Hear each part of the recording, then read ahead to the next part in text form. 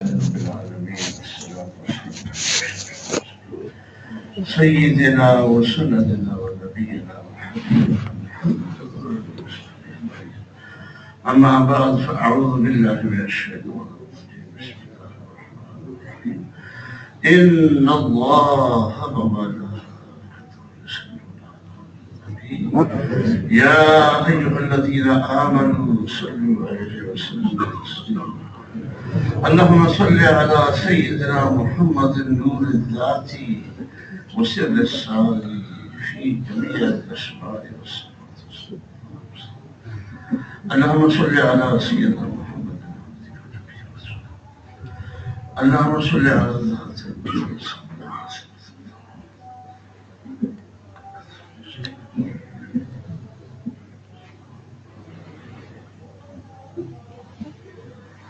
الله الله ربي لا أشرك به شيئا.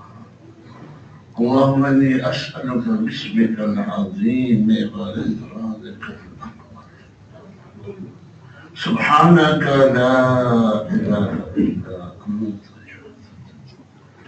سبحانك لا إله إلا أنت.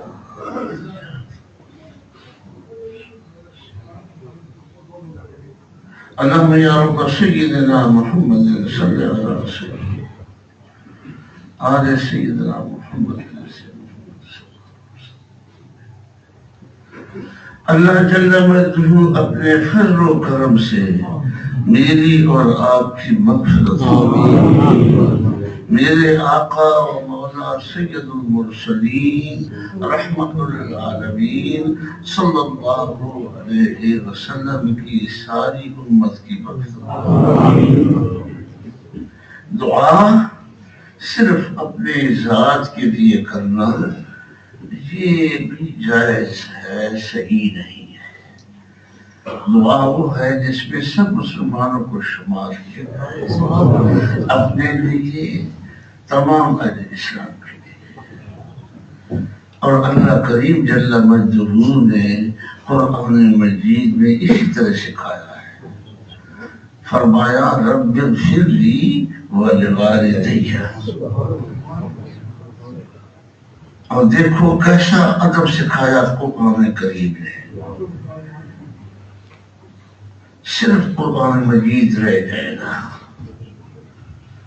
اور کچھ نہ رہے گا. میں اس بحث کی طرف، بحث تو میں جانتا ہی نہیں، اللہ اب ہاتھ سے بچائے، لیکن میں اس طرف نہیں جانا چاہتا. قرآن مجید یہ سکھایا ہے، اس میں اپنی جان کو مغفرت کے لیے، اللہ کے عذاب سے بچنے کے لیے، اللہ کی رحمت کو حاصل کرنے کے لیے سب سے پہلے اپنی ذات کو لیا گیا ہے. فرمایا گیا تو پڑھو رب اغفر لی، اے اللہ میری مغفرت فرما، ولوالدی اور میرے بعد میں میرے والدین کی مغفرت. یہ نہیں سکھایا کہ پہلے والدین کی مغفرت فرما پھر میری مغفرت فرما، کیونکہ محتاج ہے.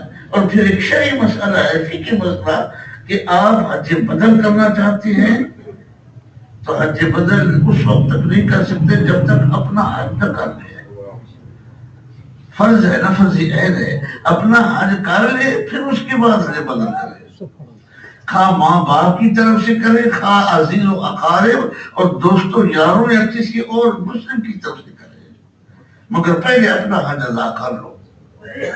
اگر اپنا حج نہیں کیا تو دوسرے کا حج بدل نہیں ہو سکتا. اس طرح رب کریم جل مجدہ نے یہ سکھایا ہے رب اغفر لی، اے اللہ میری مغفرت فرما. مغفرت کا کیا معنی ہے برادر اسلام؟ پڑھتے رہتے ہیں تو بولتے رہتے ہیں مغفرت.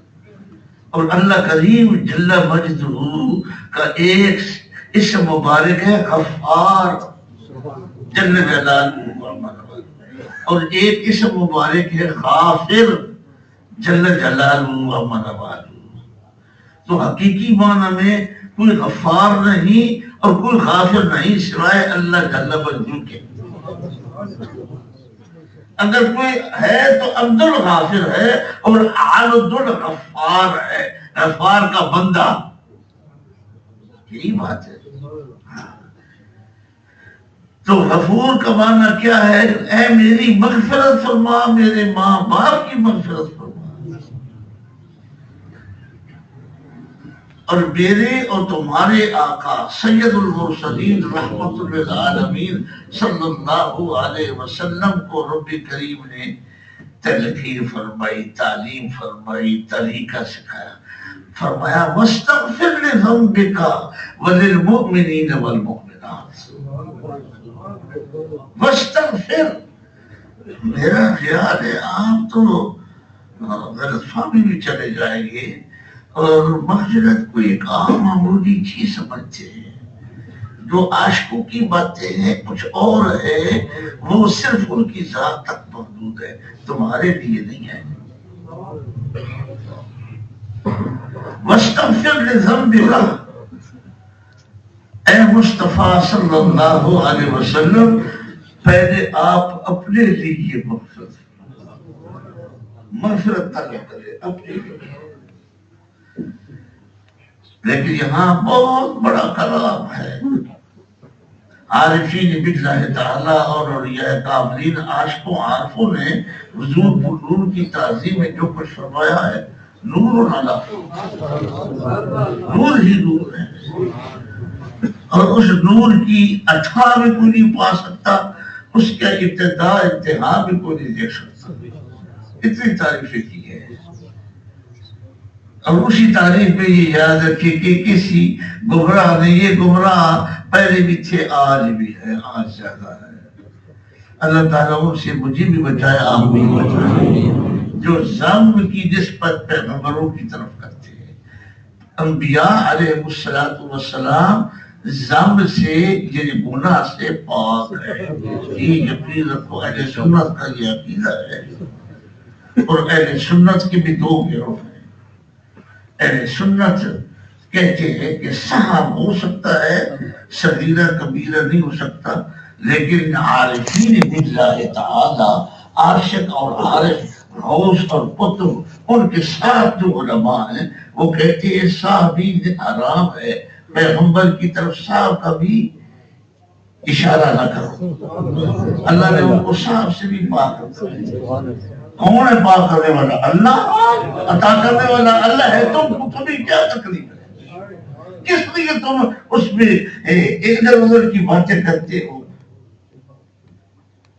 عطا کرنے والا اللہ ہے۔ جب اللہ عطا کرنے والا ہے تو تمہیں شک شبہ کیوں ہے؟ اور پھر تمہیں شک شبہ تو اللہ کا ہے کہ اللہ نے یہ نہیں دیا ہے، کچھ نہیں دیا ہے۔ اللہ نے اپنے حبیب پاک کو سب کچھ دیا ہے، جو کچھ ہو چکا ہے، جو کچھ ہو رہا ہے، جو کچھ ہونے والا ہے، سب کچھ کا علم عطا کیا ہے۔ عطا کرنے والا اللہ ہے اور حاصل کرنے والے سرکار مدینہ ہے۔ تمہیں کیا خبر ہے؟ تمہیں اپنی خبر نہیں، تمہارا زندگی سے پیٹ بھرا ہوا ہے، اور تمہیں جب موت آتی، جب نمازیں پڑھتے ہو تو تمہارا پیٹ بھرا ہوتا ہے۔ کہ میں غلط کہہ رہا ہوں؟ کسی کے پیٹ میں تھوڑا، کسی کے پیٹ میں زیادہ، پانی بھی اور دوسری خوراک بھی پیٹ میں موجود ہے، اس کے بغیر تم چل نہیں سکتے، تم بول نہیں سکتے، پڑھ نہیں سکتے۔ ذرا دیکھو نا، 3 دن تک نہ کھاؤ اور نہ پیو، پھر دیکھو اپنا حال۔ لیکن یہ میں بتاتا ہوں، یہ لمبی باتیں پھر میں کہتا ہوں تو نہیں کرنا چاہتا، لیکن میرے آقا و مولا صلی اللہ علیہ وسلم نے جلیل القدر صاحب کرام کو فرمایا، جو عظیم جلیل القدر ہمارے سر کے تاج، ہمارے آقا ہیں، صدیق اکبر ہیں، علی المرتضیٰ ہیں، عمر فاروق ہیں، عثمان بن عفان ہیں، عشرہ مبشرین ہیں، سابقین الاولین ہیں، مہاجرین و انصار ہیں، بڑی عجیب و غریب مقام رکھنے والے ہیں۔ وہ ایک کھجور کھا کر 24 گھنٹے تک جہاد کرتے ہیں۔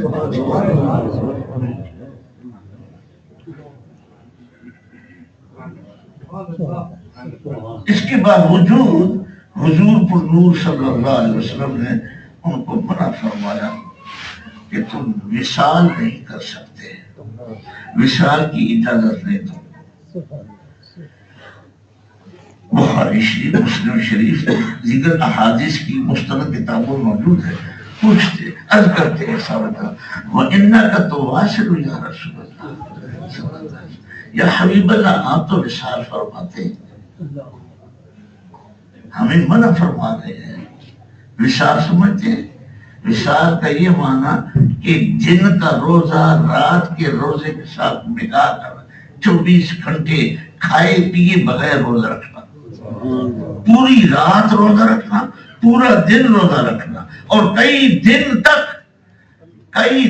تک یہ روزہ رکھنا، ایک دن نہیں کئی دن، اس کو وصال کہتے ہیں، کھائے پیے بغیر۔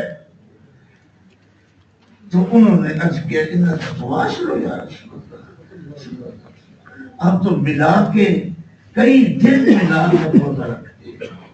فرمایا ایوکم مثلی، میرے جیسا تم میں سے کون، میرے برابر تم میں سے کون ہے؟ کیا ابو بکر صدیق میرے جیسے ہو سکتے ہیں؟ عمر فاروق ہو سکتے ہیں؟ عثمان بن عفان ہو سکتے ہیں؟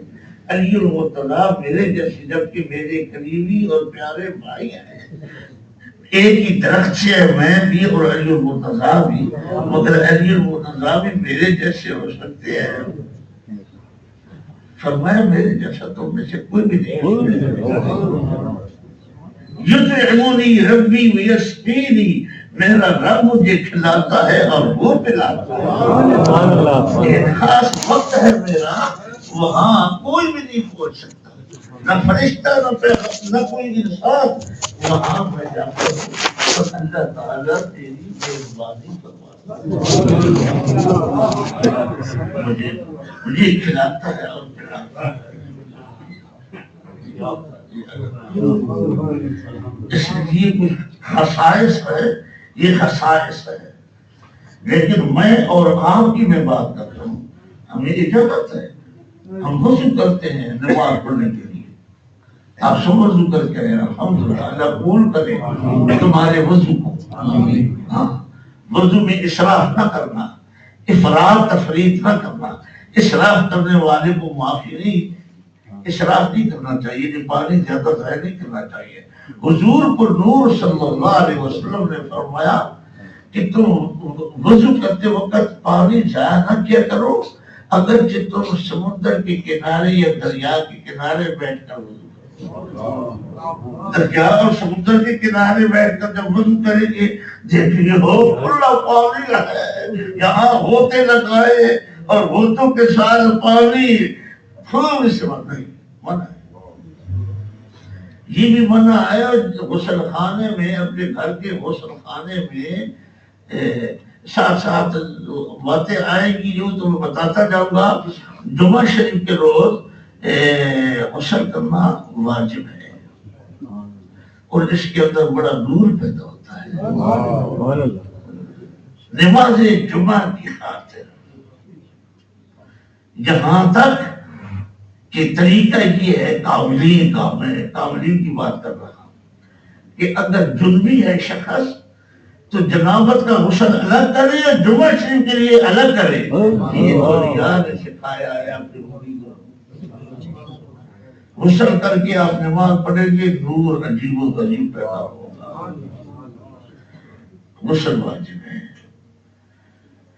لیکن غسل جہاں آپ بولو براز کرتے ہیں، پیشاب کرتے ہیں، اسی جگہ غسل نہ کرنا۔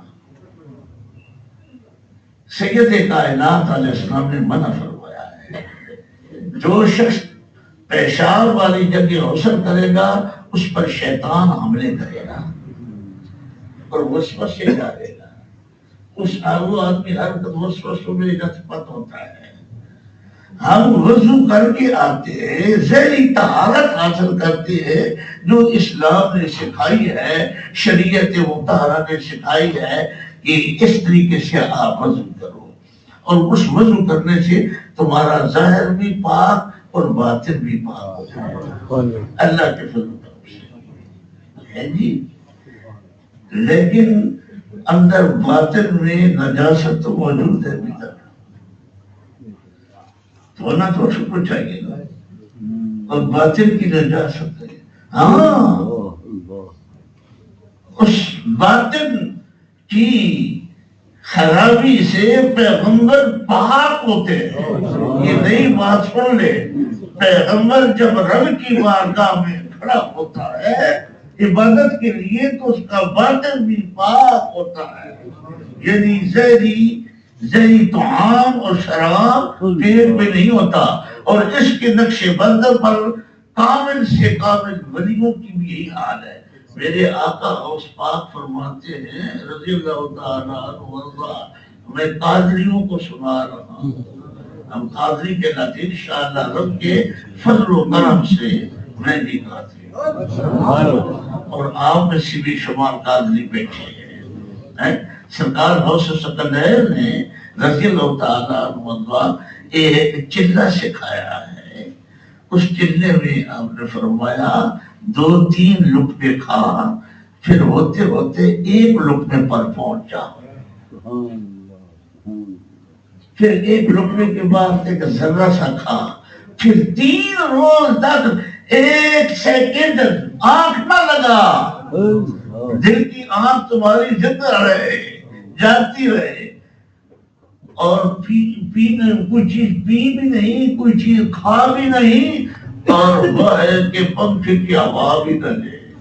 گرمی ہے تو گرمی میں بیٹھا رہے، سردی ہے تو سردی میں بیٹھا رہے 3 دن تک.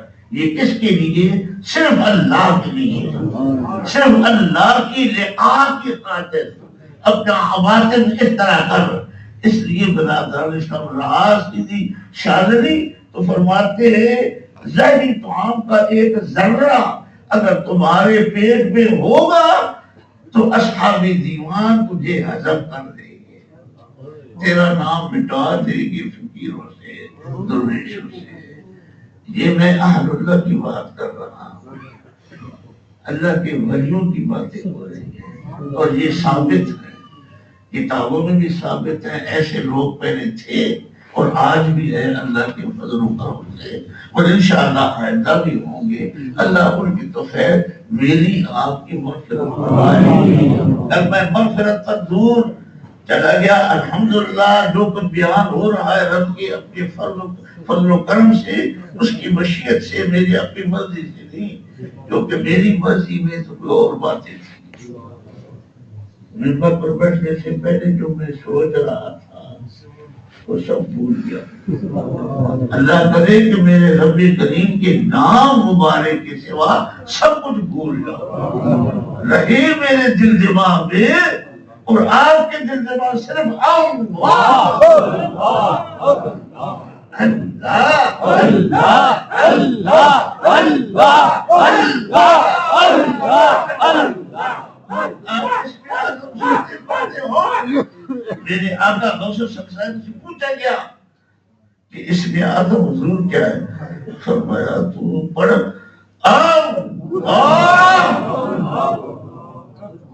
پورا وجود اللہ سے منور ہو جائے. اللہ سے پڑھے تو تمہارے دل دماغ میں اللہ کے سوا یہ اللہ تعالیٰ مجھ پر اور آپ پر اپنی خاص رحمت کرے. میرے دوستو اللہ تعالیٰ ایمان کامل ایمان کامل اللہ اس کے رسول کے اسم مبارک میں ہو گیا. تو مغفرت کی بات کی ہے ساری. مغفرت کا معنی مٹ جانا اور مٹا دینا. جو بار بار ہم کہتے رہتے ہیں، عرض کرتے ہیں، اور ہمارا حق ہے کہ اپنے رب سے مانگے. یہ حق نہیں کہ اے اللہ کھانا پینا فلاں نعمت فلاں عزت مجھے دے کہ میرا حق ہے. نہ حق نہیں، حق نہ جتلاؤ. فضل و کرم اس کا کرم عاجزی مٹ جاؤ، اس کے نام مبارک میں مٹ جاؤ. امام غزالی رحمہ اللہ فرماتے ہیں جب تم توبہ کرے گا تو توبہ کے بعد پہلا کام یہ ہے تمہارا کہ تو صحرا میں چلا جا، لوگوں کو دکھانے کے لیے نہیں، یہ تو شیطان کا عملہ ہے، اس لیے نہیں کہ لوگ آئیں تو یہ کچھ تحفے دے کے جائیں اور کہیں کہ یہ اللہ پاک بڑا عجیب و غریب کرم کرنے والا، ہاں جی، صحرا میں چلا جا اور وہاں جا کر مٹی کے اوپر اپنے رخسار رگڑ اور اپنے جسم کو رگڑ، کس لیے؟ عاجزی کر، یہ عرض کر کے اللہ میں تو یہی پوچھوں، میں تیری بارگاہ میں اپنا صحرا عجیب جگہ ہے، سن لیجیے، ایک نماز ہے جو مکہ شریف کی مطاف میں پڑھنے سے بھی افضل ہے۔ مکہ شریف افضل مقام ہے، سب جانتے ہیں، مکہ مکرمہ میں یہ پڑھاتے رہتے ہیں، وہ مدینہ شریف میں کیا لیتے ہو، چلو 1,00,000 نماز کا ثواب کماؤ، تمہیں کیا پتا 1,00,000 کا ثواب ملے گا یا نہیں، وہاں تو وسوسہ معافی نہیں، مکہ شریف میں بلکہ یہاں بیٹھ کر مکہ شریف کا تصور کر کے تم کوئی غلط بات کا تصور کرے تو وہ بھی پکڑا جائے گا، بات نہیں سمجھے، پاکستان میں بیٹھ کر کوئی شخص حاجی عمرہ کرنے والا یہ سوچے کہ میں جاؤں گا تو مکہ شریف میں فلاں چیز 1 ریال کی نہیں 10 ریال کی بیچوں گا مہنگی کر کے، تو یہ وسوسہ اس پہ پکڑا جائے گا، اور اگر خدا نہ خواستہ یہ سوچے میں فلاں آدمی کو دھوکہ فراڈ کروں گا، میں مکہ شریف میں جا کر نعوذ باللہ فلاں گناہ کروں گا، ڈاکہ لگاؤں گا، چوری کروں گا، یہاں بیٹھ کر ہندوستان میں، تو یہ وسوسہ بھی معاف نہیں دیکھا جائے گا،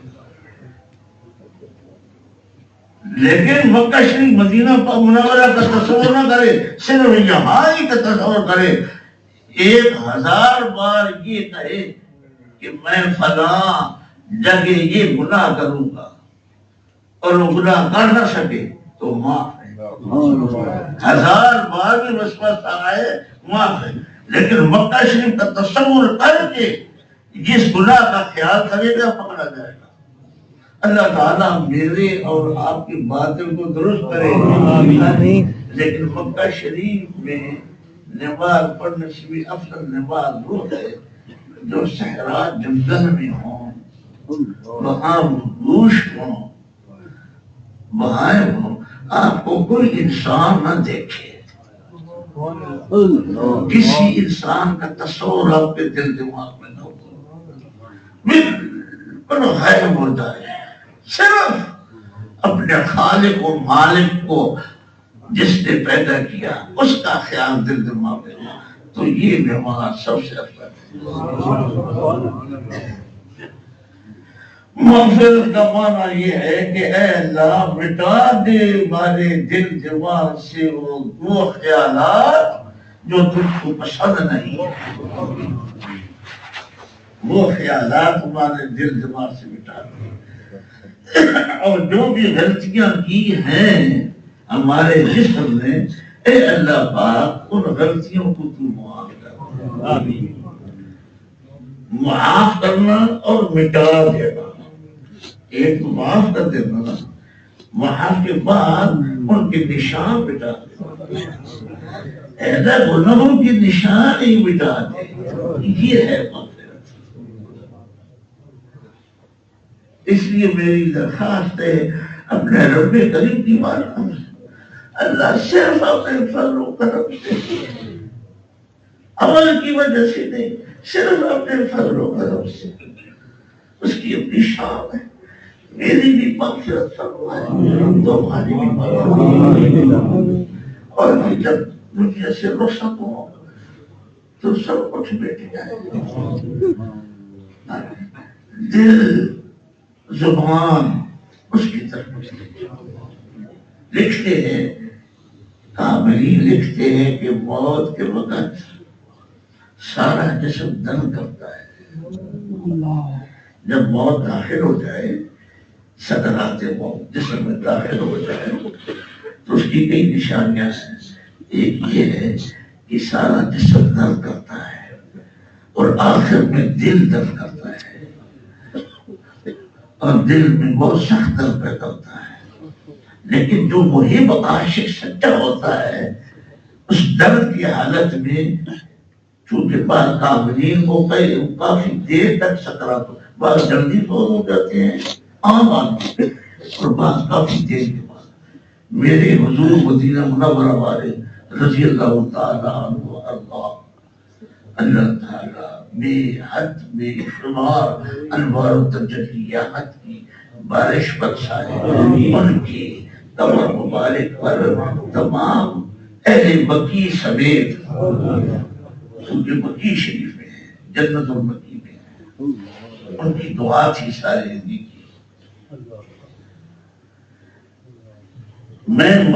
میرا اپنا مشاہدہ ہے کہ 7 دن تک سکرات موت رہا. یہ قابلین کے امتحان ہوتے ہیں. آیا خرشی میں تمام کی حالت اور ہے، خواص کی کچھ اور ہے، خاص خواص کی اور ہے.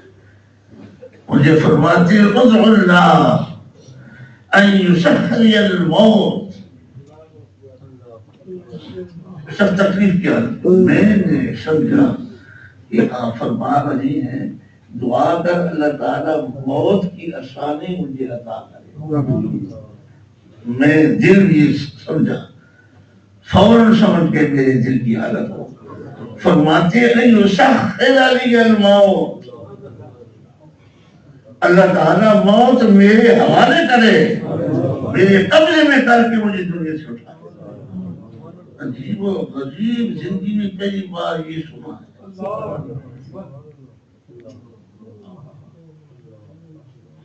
یہ وہ لوگ ہیں جو جس طرح چاہتے ہیں تعالیٰ طرف پہنچاتے ہیں.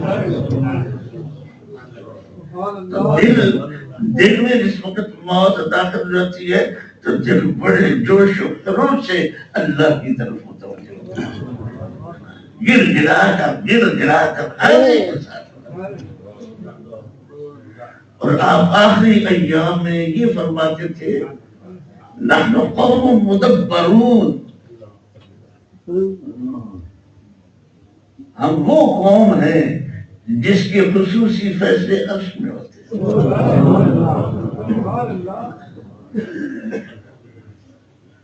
اللہ کریم جل مجدہ ان کے درجے بہت بلند فرمائے، حضور کو نور کا قرب نصیب فرمائے. اور بقیع شریف میں جتنے آرام کر رہے ہیں، بقیع شریف میں میرے اللہ فرماتے تھے 12,000 صحابہ کرام صرف بقیع شریف میں ہیں، اہل بیت اطہار کے علاوہ. اور عام مومنین مومنات مسلمین مسلمات آپ حیران ہوں، یہ معجزہ نہیں ہے، اسلام کا کھلا کھلا معجزہ ہے. 1400 برس گزر گئے اور اب ان دنوں میں تو ہر روز جنازے پڑے جا رہے ہیں. بعض وقت ہر جماعت کے ساتھ کئی جنازے پڑے جاتے تھے اور وہ سارے بقیع شریف میں مدفون ہیں. اور بقیع شریف جنت البقیع مبارک لمبا چوڑا قبرستان نہیں ہے. آپ ایک کونے میں کھڑے ہو کر دوسرا کونا تک دیکھ سکتے ہیں، وہ آسانی چاروں طرف سے دیکھ سکتے ہیں. تھوڑا سا بڑھایا گیا ہے، اب اضافہ کیا گیا ہے، یہ بھی میری موجودگی میں ہوا ہے. لیکن اتنا ہاں یہاں سے قبرستان اسلام آباد کے الگ ہے، وہ بھی جماعت پنڈی کے الگ اور بالکل بہت. لیکن سید کائنات علیہ السلام کا یہ معجزہ ہے کہ ہم تک جمع ہوتے رہے گی. اللہ تعالیٰ رحمت فرمائے، کرم فرمائے. بقیع شریف اور جنت المعلیٰ، یہی حال ہے جنت المعلیٰ کا جو مکہ شریف کا مقام ہے. ان سب پر اللہ پاک کی انوار و تجلیات کی بارش ہو.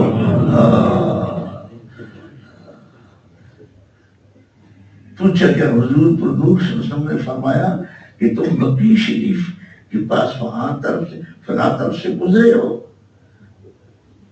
تم اگر اس طرف سے گزرتے تو سب سے پہلے میرے دادا مبارک کو دیکھتے اپنے قبر میں.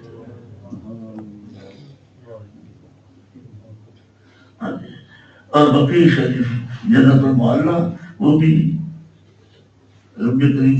اب نئی نئی باتیں ہو رہی ہیں، ان کو چھوڑو. بہرحال اللہ کریم جل مجدہ میری آپ کی مغفرت فرمائے، ایمان کے ساتھ بقیع شریف نصیب کرے، ایمان کے ساتھ جنت بقیع شریف نصیب کرے، جنت المعلیٰ نصیب کرے. جنت بقیع اور جنت المعلیٰ میں جو دفن ہوں گے وہ اللہ کے فضل و کرم سے امن امان کے ساتھ اٹھیں گے. امن امان کوئی تکلیف نہیں ہوگی، اور ان کی سب سے پہلی شفاعت ہوگی. وآخر دعوانا